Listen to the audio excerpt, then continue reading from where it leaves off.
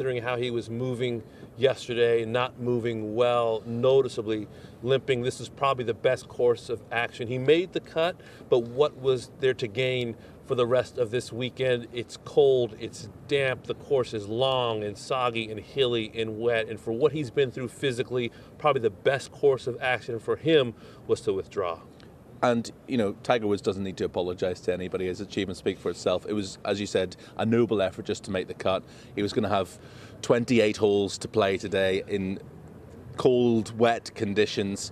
As you said yourself, it was the only option he had, really, wasn't it? I think so. And this is someone we've watched and appreciated for so long now. We know how he's wired. He wants to work hard. He wants to compete. He continues to be motivated to find a way to put his body back together to try to achieve a 16th major championship. And this week, of course, wanting that 6th green jacket. But when you saw the forecast earlier in the week, you had to have thought it was going to be a very big mountain for him to climb.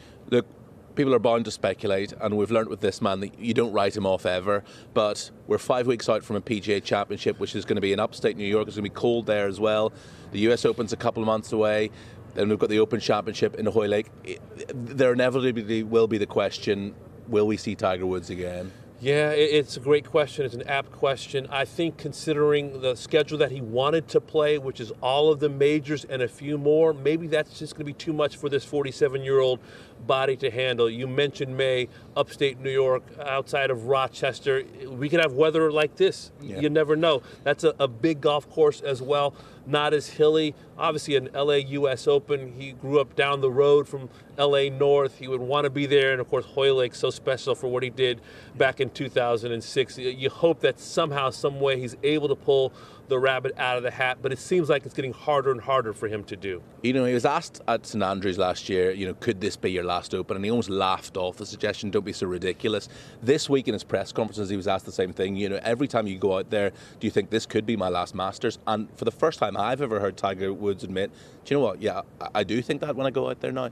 I think you're right. I feel like he's starting to cross that Rubicon into being reflective and looking back and talking about the Masters, specifically saying, you know, I've lived a lot of my life here, going back to 97 when he won by 12, and of course that wonderful capper, it seems, in 2019 when he won that 15th major championship. So it does seem that even this great competitor, this great line of this game, is starting to look back, and when an athlete starts to look back and starts to reflect and appreciates what he's accomplished, it seems like he's nearer the end than the beginning. And with Tiger Woods specifically, do you think he wants to come out here and be a ceremonial golfer, or do you think he only tees it up on a Thursday morning if he believes he can be slipping into that green jacket? Yeah, I think the ceremonial aspect of his role would not be what gets him up in the morning. To hear him talking about PGA Tour champions and ultimately getting a buggy, I mean, those were things we would have thought would be heresy to hear from Tiger Woods a decade ago when he was height of power. But it seems like he